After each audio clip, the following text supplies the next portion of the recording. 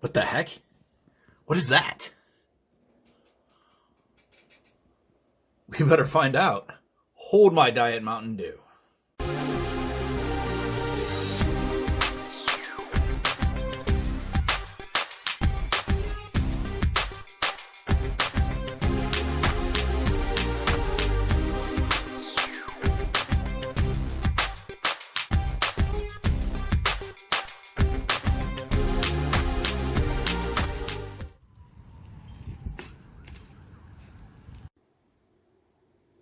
There she is, the Barrington 84-inch roll and score skee-ball machine. I picked this bad boy up from Walmart. They've had a couple of different sales on it and different discounts, but even at its normal price, which is $200, it's definitely in that bargain range. Now the question is it worth the bargain? Well, let's start by just looking at the looks of it, right? We got this faux wood grain going on, which honestly looks pretty nice in person. I'm fairly impressed with that. A lot of times that stuff can look real cheap, but on here it's pretty nice. Got the black runway going up to the scoring area there. And of course, what scoring area is any good without a score keeper up there on the top? So you got that display as well. Colorful scoring rings here. Now on this model, you actually have the 10-point, 20-point, 30-point, and two 50-point rings. Some of the earlier bargain ones, I don't think the 10-point one existed. I think that actually was 0 points. And then it was 1, 2, and 3. So I know, does it really matter if you're getting the 3 points or 50 points? I don't know. But there's something a lot more exciting about it being 50 points instead of 3, even though it really doesn't matter. However, definitely having the 10-point there gives you an extra opportunity to score. And this one gives you 9 shots to do so. Those older models only gave you 3. So you had like a top score of 9. Now on this, you do only have the 3 balls, but you get to throw them 3 times, giving you those 9 attempts. So I think that's a pretty solid upgrade over some of the older models. I haven't seen the other ones in person, but in pictures, I think that this one looks nicer. I'll go ahead and throw them up here on the screen. The original one had kind of a carnival look to it, which I think was, pretty fun actually for what it was, but I don't think it looks the same quality necessarily that this one does. And then the next model had more of a futuristic design, which I kind of dig, to be honest with you. But again, though, I think this newest model actually has a more quality look to it. Like I said, I haven't seen those in person, but just some things about this, like the side panels here, how it actually kind of goes up in height as it gets to the back. You seem to have more of a lip there. It seems thicker. Just overall, I think just looks a little bit more quality. Now with this one, you kind of got that Wild Wild West roll and score background there with the Barrington logo, which, I don't know, might not be for everybody, but I think it looks all right.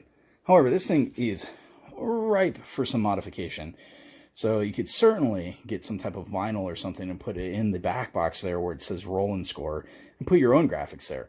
Heck, I'm thinking about putting my channel logo there. I don't know. Maybe I'll do that.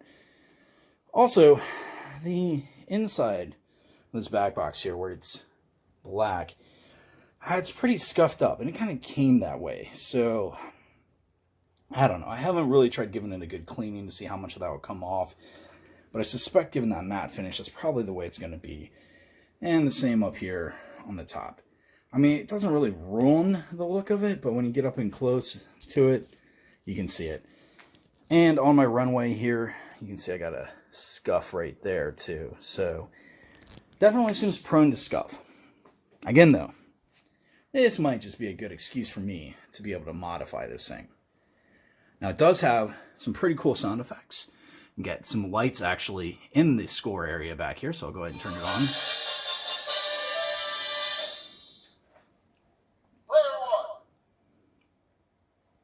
So I don't know about you, but I think that's kind of exciting and fun. Now I do wish it had a little bit more light in the back, and honestly, I'm thinking about putting some lights myself down inside the empty area down here to kind of light up the inside of these rings. Now, the second model of this that had the kind of futuristic look, it had like light up ring area, and I think that looked pretty cool. So I'm going to steal a little bit of that idea here. Functionally, this provides you both single player and two player. So there's a button right here which allows you to select. So there you see I'm in two player. And then you have a start button, which will start it. And you can see I'm on player one now. Kind of hard to hold the camera and do this, but we'll give it a go.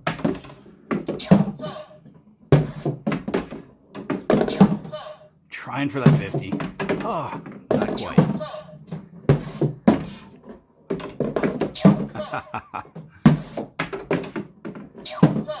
I'm just getting the 10s. Sorry. Oh, now see, that happens fairly easily. So it's pretty easy to get a rollback on this. So expect that as you're getting used to it. There we go. Got the 50 finally, which gives you that kind of excited announcer there with a little bit of applause and cheering. I think that's pretty fun. That's one of my favorite things about this.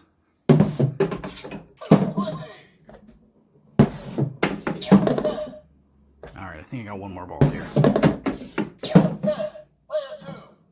And then you can see it now switches over to player 2, and it's player 2's chance. One thing I will caution you on, and the assembly on this is not the easiest thing in the world. So you're going to want to leave yourself some time. I would say probably at least a couple of hours. And you're going to want another set of hands, preferably 2 adults. Specifically, there is a step where you're putting the legs on the bottom, that the entire thing is sitting on its side. And these legs are not quite as sturdy as they may appear here.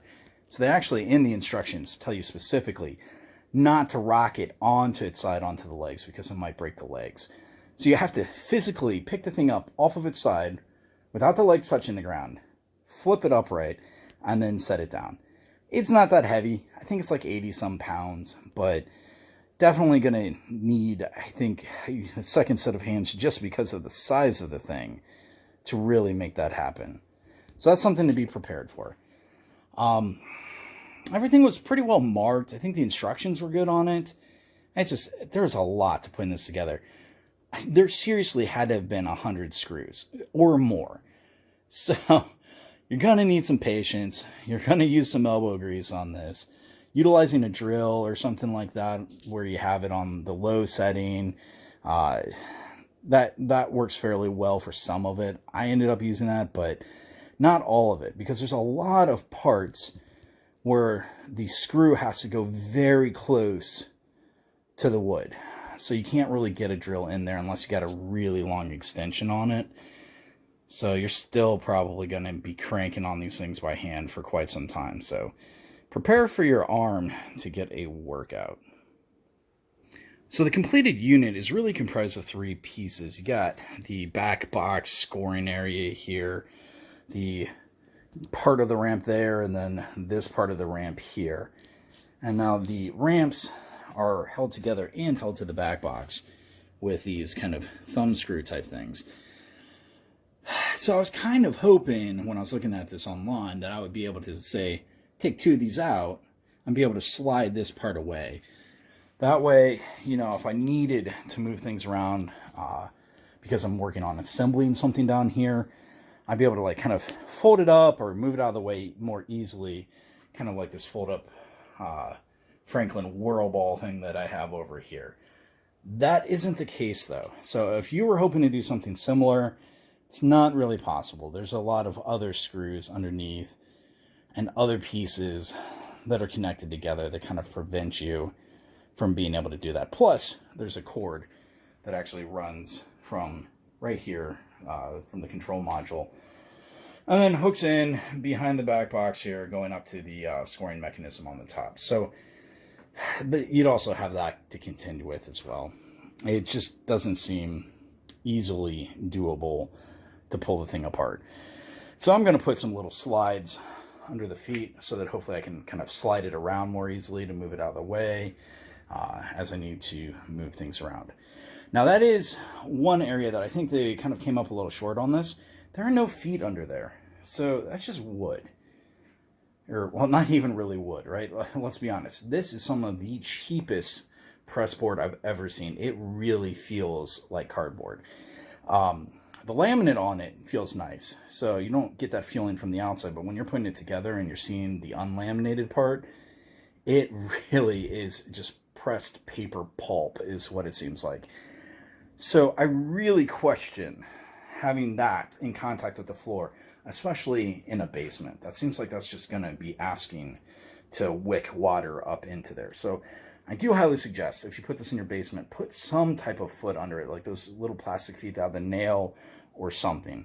However, if you're going to do that, make sure to pre-drill the hole for the nail, because I had a screw go in kind of a wrong place on here and it split that stuff so bad. So yeah, you definitely don't want to drive it in there without a hole for it to go into. So what's the verdict on the Barrington 84-inch roll-in scorer? I think it's pretty slick. I think the price on it, just the normal price of $200, I think it's value for money for what you're getting. But then you put it down to the $139, $140 sale price it's at right now, man, it's a steal. And then, if you get it on the Cyber Week type deal that I got, which was even, less than that, man, this thing's a no-brainer. I'll tell you, I enjoyed my roll-in score that I have over there. If you want to see that, I did a review on that as well. I like that one folds up. I wish that I had some way to kind of do something like that with this, but I don't. But this feels a lot more like skee-ball than that did. I mean, this thing looks the part, and it feels the part. If you're in this price range looking for something this size, I don't think you can go wrong with it. Unless you're going to get really upset about the scuffs and stuff like that on the black part back here in the back. If you can live with that, man, I'd say pull the trigger and get this thing. I'm pretty pleased. Well, there you have it. That's my verdict. Hopefully you found this video helpful, informative. Hopefully you liked it. If you did, please hit that like button. It means a lot to me. Helps my videos actually get seen by other people as well. So if you thought the video was helpful, please hit the like button so that it can help somebody else. If you didn't like it, go ahead and hit the thumbs down. Just let me know why, because I'm always trying to do a better job. And if you'd like to see any of my future videos, please hit that subscribe. I'd love to have you back. If you have one of these, or have some other type of home skee-ball machine, and you got some comments or thoughts that you want to share, please do so in the comments. I'd really like to hear what you have to say. Alright guys, thanks so much for watching, and I hope you have a great day.